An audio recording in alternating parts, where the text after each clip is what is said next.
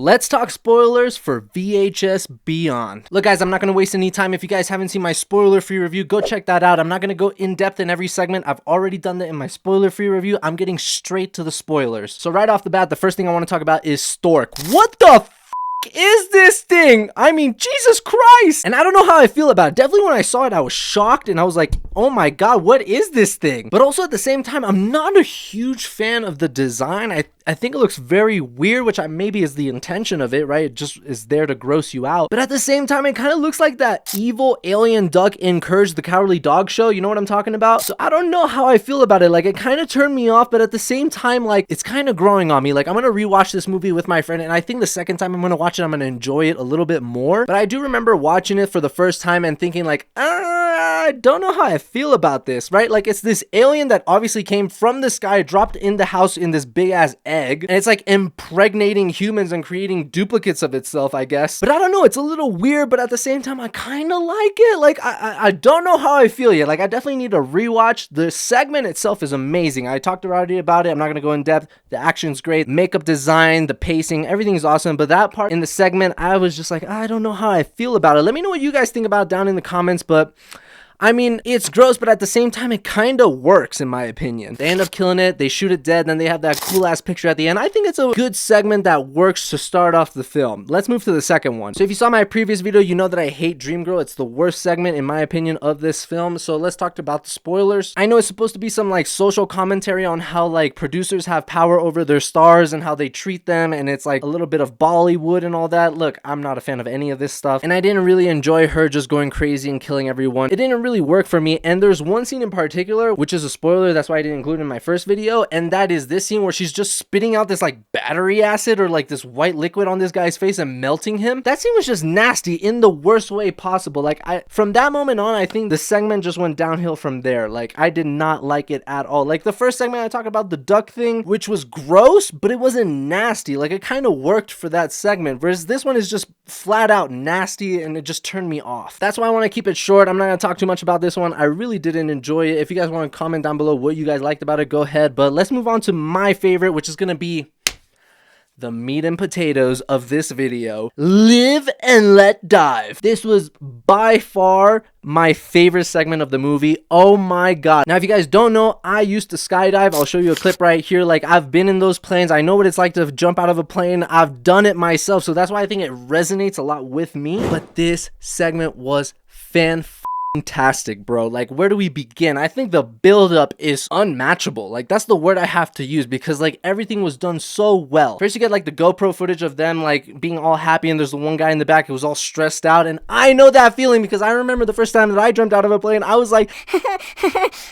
yeah, let's go. It's nerve-wracking, and you can feel it. Like, the tension is palpable in that scene, and I thought that was great. And then all of a sudden the plane starts shaking and everyone's like, whoa, what the hell was that? And the pilot's like, don't worry, it's just wind. So like, things just don't take a big jump. It goes like step by step. And then you see the UFO outside the window and you're like, oh my god, what the are we looking at? That was a great shot, because not only do they see the UFO and they're all in shock, all of a sudden it goes to another location. You're like, what the is happening? But it's not fear yet. It's just more like awe. Like, you're just like, oh my god, my jaw's dropping. I can't believe what we're witnessing. And then the fighter jets come with that loud ass noise, and it shakes the plane even more, and you're just like, oh, that's the moment where everyone was like, oh my god, shit just got real. And that's truly what I loved about this short, is the sense of progression, right? We go from being stressed out to being concerned to then being really scared. Like, it's step by step. And in that moment, I was thinking to myself, if I put myself in their shoes, right? The golden rule of life, put yourself in other people's shoes, what would you do? I don't know. I know I can jump out of this plane, but then I was thinking to myself, is that the best decision? Like, should we maybe stay in this plane as long as possible till we know we're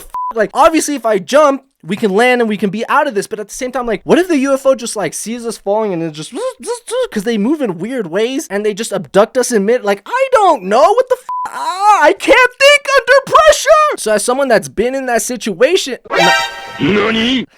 Let me take that back. As someone who's been skydiving, I'm just like, wait a minute, like, what, should I jump? Should I not jump? And then all of a sudden the UFO's in front of them, and then they crash into the UFO and they're in dude, the mid-air shots. Oh, I just had a orgasm. We see one of his friends falling through the air and his limbs cut off and there's blood spraying in midair. And then you see the alien attacking another guy. I was like, this is top tier VHS, man. I mean, come on. And then they land in some like orange field, which I thought was genius, because at this point with UFOs and alien movies, like the whole crop situation has been overdone. So I like that they picked something different, like an orange field, where it still feels a little bit similar. We still get the same vibe, but it is something unique that you haven't. I mean, when's the last time you've seen an alien movie in an orange field? And I still like that they're still progressing it little by little. Like when they hit the ground, it's not just alien galore. No, first they're looking at their friends who are injured, their arms are broken, everyone's in panic mode. Like what the it's almost like they completely forgot about the UFOs and they're just like, oh, I'm gonna call 911. I don't know what to do. And as they're all panicking, right, like and everything, and then they hear something in the background, you're like, oh shit, we're not out of this yet. Oh my god. And then we see them all running for their lives and everything, and they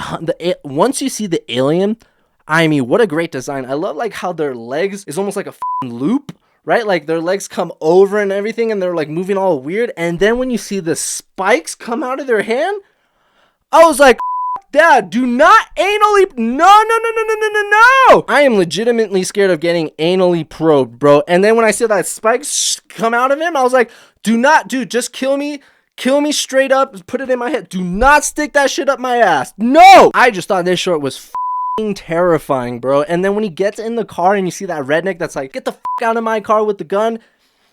That's another situation where I was like, I don't know what I would do, right? Because like, I don't want to die. I don't want to get shot in the face, but I say, I don't want to get anally, whatever the they're going to do to me. Like, no, I'd rather, you know what? Shoot me in the head, man. Make it quick. I'd much rather that than getting anally probed. I tell you that 100% of the time, 100%. But at the same time, you got to be like, well, is this guy a good shot? Is he going to shoot me straight in the head, or he's going to shoot me in the arm and I'm going to be just bleeding out? Like, I don't want that either. And that's kind of what ends up happening. He gets shot in the hand and he's like, trying to drive the steering. I was like, oh my god. And the alien takes him out and then he's trying to drive away. And I love this scene where you start seeing like the glasses levitating in the phone and the like apple or orange, whatever the fuck's in the car. In that moment, I think the guy's like, oh no, I'm getting abducted. God damn it. After everything I did, like I jumped out of a plane, I was flying in midair, I'm running in the orange fields, I'm escaping with the car. Like, give a guy a break. In conclusion, what I'm trying to say is I love this short. This is top 5 for sure in this franchise. I mean, talk about action pack, adrenaline pack,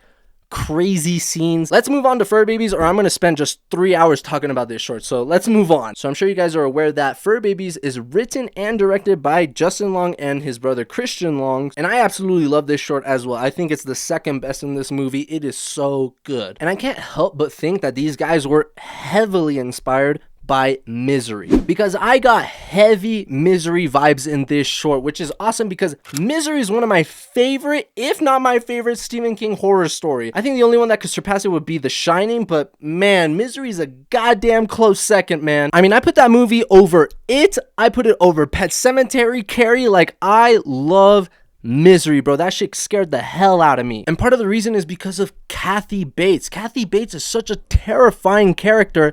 And I'm not saying that the woman in this short is as good as Annie Wilkins in that movie. God, no. I mean, she won a goddamn Oscar. But what I am saying is that she is very similar. You have this white woman with dark, short hair, and she lives in the middle of nowhere, and she seems up front very nice and kind, but you can tell there's something off. Like, just the way she's talking, like, I'm getting a red flag. And it just reminded me so much of that movie that I love so much. So, like, obviously, I'm gonna like this short because I'm getting those vibes, and I really like the concept of this short. Because let's be real, the primary focus of this movie is aliens, right? Like, it's sci-fi based, but really it's aliens and UFOs, that type of stuff. So this short was a little bit like of a curveball because it's still science fiction, right? We're dealing with mutilations and like hybrids of humans and dogs and stuff like that, which we'll get to, but it's still kind of a different subgenre from the alien and outer space type theme that we're getting in this movie. And I think it was a perfect refresher in the film just to kind of give you a different taste of things. And when we get to the dog-human hybrids / mutilations, whatever you want to say, bro, that is truly horrific. The best way that I can describe it is if you've seen this YouTube short, which I'm sure you have if you're really passionate about horror, that short where it's like, I bought a dog off the dark web and this is what I got, and you see that human dog hybrid, whatever the it is. I mean, that 60-second clip is horrific in and of itself. So imagine that turned into a 20-minute horror short. That's what Fur Babies is. You're welcome. It has to be inspired by that as well, because like when she takes the sheet off and you see her and she has the freaking jaw and the... Oh my god, could you imagine meeting the friends that break in later and you see one of your best friends like half human, half dog? Like, I don't know what I would do. Like, I'm gonna try and save you and take you to the hospital and they can help you out, but like, I don't know what to do. Oh my god, what a... I mean, I don't know a better word than horrific. Like, terrifying, I don't think is scary enough. Like, horrific, I feel like nails it on the hit. Like, it's just like, it disturbs you 100%, bro. And the last thing that I want to say about this short is when she's like talking to the dogs that she has behind this like plastic curtain, but the lights are there. That is a great scene in terms of foreshadowing, because you don't know for sure yet, but you can kind of put the pieces of the puzzle together where you're like, there's probably some humanoid dog that she created behind that scene, and you could see the shadows moving in 4 legs on its hind legs. It almost reminds me of my favorite segment in the VHS franchise, which is Safe Haven. They also have a great utilization of like these plastic medical curtains, and you don't see what's on the other side, and there's this flashing light that you see. I love stuff like that, and I think they use that same kind of technique in this short, and they is great. I mean, because you can see them moving behind, and she's talking to them, and you're like, dude, what the hell is behind that curtain? Shout out to Justin Long, because like I love Justin Long as an actor. He's in some of my favorite horror movies, so like I had high expectations. So like if he directed, for example, Dreamgirl, I would have been like, come on Justin, do better, come on. But I'm happy that he directed Fur Babies, because that is one of my favorite segments in this movie. Dude, this is truly very scary. Okay, now let's talk about Stowaway. I really like this one because it is a slow burn. It's not truly scary. There's no jump scares and stuff like that, right? Like, it's this girl in the Mojave Desert. She's trying to make this documentary about these weird lights that she's doing. It really gave me Phoenix Forgotten vibes. If you've seen that movie, I think you'll appreciate this short. If you haven't, you might think it's boring. I didn't think it's boring. I thought it was a cool slow burn. And she sees these lights. She follows one of them that goes like into the distance, and then she like gets into this like spaceship, and she starts like ringing this string, which like apparently puts this spaceship into orbit. And every time she touches, she cuts herself, and these like particles come out of nowhere and like heal her. But apparently it doesn't heal her into human form. It's like turning her into this like lizard monster. I don't know what it is. That was creepy, and those particles almost reminded me of like The Day the Earth Stood Still, if you've seen that movie. But instead of the particles turning into that like creature that would kill and eat everything, it would do the opposite effect where it would heal you. But like I said, it was healing her into like this alien form. I forget if we see an alien in this short. I think we hear one in the distance, but I really liked it because it was this sense of like she's in this space and she can see the earth, and it's like, oh my god, I'm like, now what?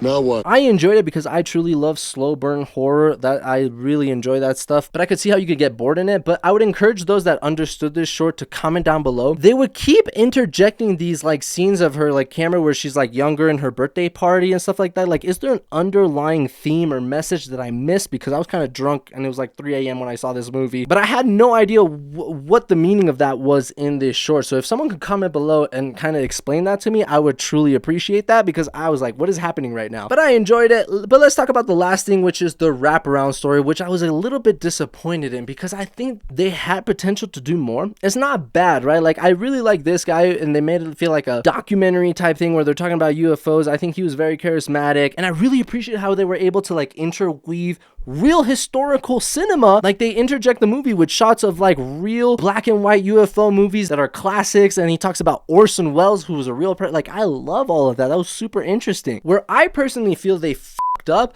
was they had these two characters which were like VFX artists that would like look at videos and tell you whether they think it's fake and it's special effects or if it's real. Bro, they had so much potential with these characters and they took it nowhere, bro. Come on. Like, literally all of this amounts to, at the end, them looking at a video, and then it's like some alien that like comes by and like, I guess, puts a transplant in this human, and the movie ends. Like, that's the best way I can describe it. But it's so lackluster because it's just like a 30-second clip at the very end of the movie, and I'm just like, bro, you could have done so much more with those characters. I'm a big YouTube guy, and I've seen YouTube channels with guys like that who are VFX artists, and they'll look at like cinema and be like, these are good special effects, these are bad special effects. Like, they could have truly done something along the lines of showing them a clip of like a UFO abduction, not just some alien walking by. No, like a whole like 20-minute, but like a 10 to 15-minute clip of like some crazy shit happening, and them looking at the video and being like, damn, I don't think that's special effects. Like, that could be real. Like after all the years I've worked, like that shit looks real. That would have been so much better than what we got, in my opinion. So those are my thoughts. I think the wraparound story was a little bit lackluster. I think they could have done something a little bit more interesting, because like, don't get me wrong, it was interesting. Like, I love this guy.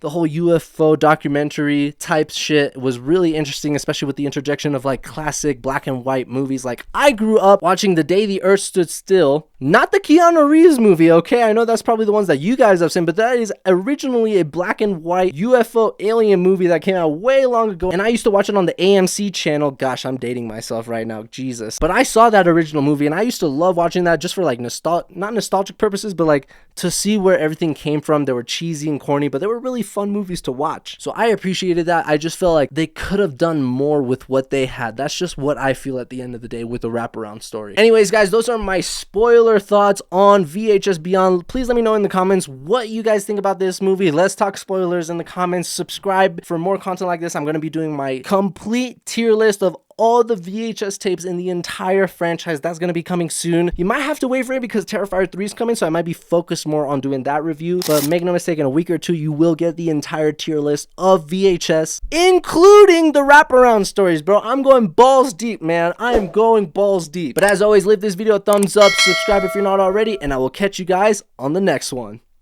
Deuces.